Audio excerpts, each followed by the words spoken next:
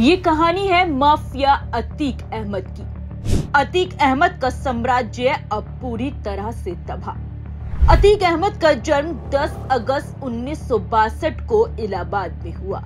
1997 में हत्या का पहला मुकदमा अतीक अहमद पर दर्ज हुआ। साल 1989 में अतीक ने राजनीति में जोरदार एंट्री की। पहली बार इलाहाबाद शहर पश्चिमी सीट से अतीक विधायक बना। कुल 5 बार विधायकी पर अतीक का कब्जा रहा। 15 अप्रैल 2023 को अतीक अहमद का अंत हो गया। प्रयागराज में पुलिस कस्टडी में युवकों ने अतीक को गोलियों से भून डाला। आज जो हम आपको कहानी दिखाने जा रहे हैं उसका उद्देश्य अपराध को बढ़ावा देना बिल्कुल नहीं है, बल्कि ये दिखाना है कि बुराई का अंत एक दिन जरूर होता है, पर तब तक सब कुछ खत्म हो चुका होता है। अतीक अहमद एक ऐसा नाम जिसके नाम की एक समय पर तूती बोलती थी, पर आज वो आवाज और नाम दोनों ही गुमनाम हो गए। उस दिन प्रयागराज में अतीक अहमद को गोली मार दी गई, जिसके बाद से उसका शरीर तो दुनिया से चला गया, पर नाम इसी दुनिया में रह गया। अतीक अहमद एक ऐसा नाम जो कि अपराध और राजनीति दोनों की दुनिया में छाया रहता था। आलम ये था कि दोनों ही दुनिया में अतीक जो बोलता था वही होता था।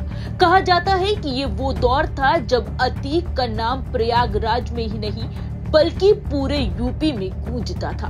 लेकिन क्या कभी आपने सोचा है कि ये नाम इतना आगे कैसे निकल गया? ये कहां से है, कहां पैदा हुआ और कैसे अपराध की दुनिया में आया और कैसे फिर राजनीति की दुनिया में भी पहुंच गया? और अतीक के नाम के डर के बावजूद भी कैसे सबके सामने अतीक अहमद पर गोलियां बरसा दी गई? कैसे उसकी आवाज को बंद कर दिया गया? नहीं जानते तो आज हम आपको अतीक के बारे में सब बताएंगे। ये कहानी है माफिया अतीक अहमद की, तो इस वीडियो को लास्ट तक जरूर देखें। तो चलिए अब बात करते हैं अतीक अहमद के बारे में। अतीक अहमद का जन्म 10 अगस्त 1962 को फिरोज अहमद के घर इलाहाबाद में हुआ। फिरोज अहमद यानी कि अतीक अहमद के पिता।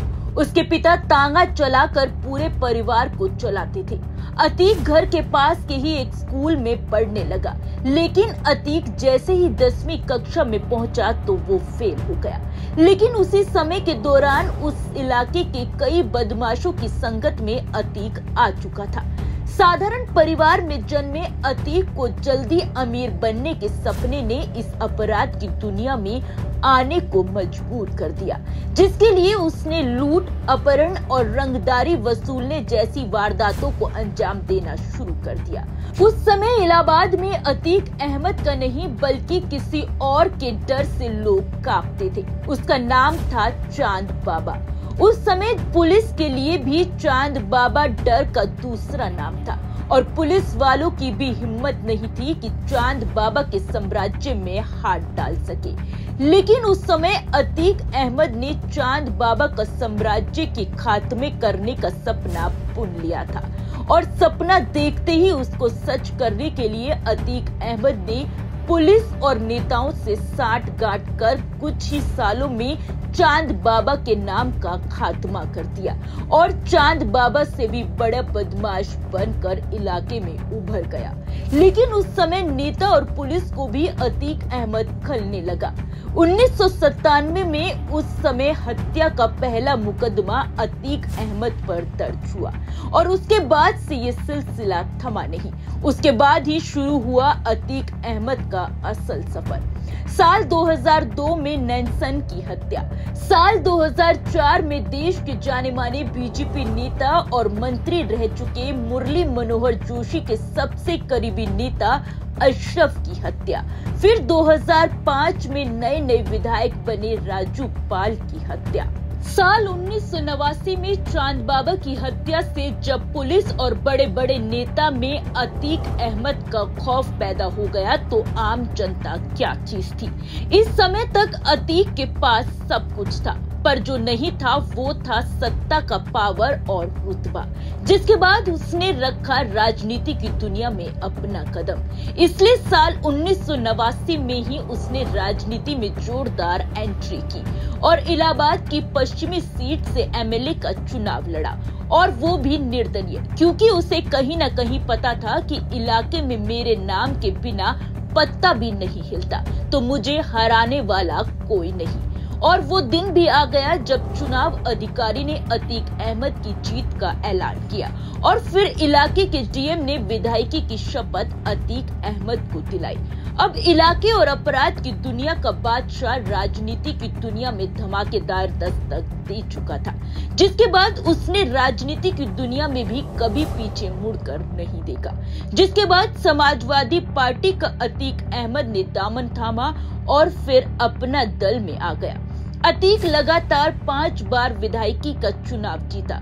अब कद बढ़ चुका था तो वो यहीं तो रुकने वाला बिल्कुल नहीं था। उसने राजनीति में अपना रसूख बढ़ाने के लिए विधायकी छोड़ संसद में जाने का फैसला लिया और फिर फूलपुर संसदीय सीट से चुनाव लड़ा और जीत भी हासिल की। ये साल था 2004। इसी साल सांसद बनने के बाद अतीक अहमद की विधायक वाली सीट खाली हुई तो अतीक इस सीट को भी खोना नहीं चाहता था और चाहता था कि ये सीट भी अपने ही हाथों में रहे।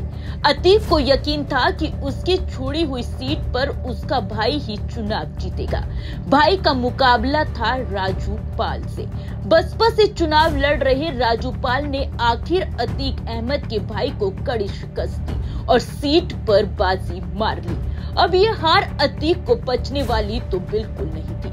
अपनी सीट पर राजूपाल की जीत ने अतीक अहमद को अंदर तक हिला दिया, जिसके बाद उसने राजूपाल को जड़ से ही खत्म करने की ठान ली।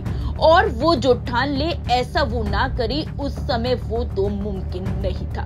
तो फिर उसने तारीख 25 जनवरी 2005 आई, जिस दिन राजूपाल की दिन दहाड़े गोली मारकर हत्या कर दी गई। इस हत्याकांड में सीधे तौर पर उस समय के सांसद अतीक अहमद और उसके भाई अशरफ का नाम निकलकर सामने आया।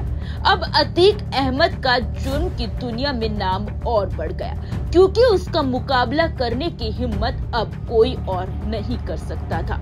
ये वो दौर था जब अतीक का सितारा बुलंदियों पर चमक रहा था।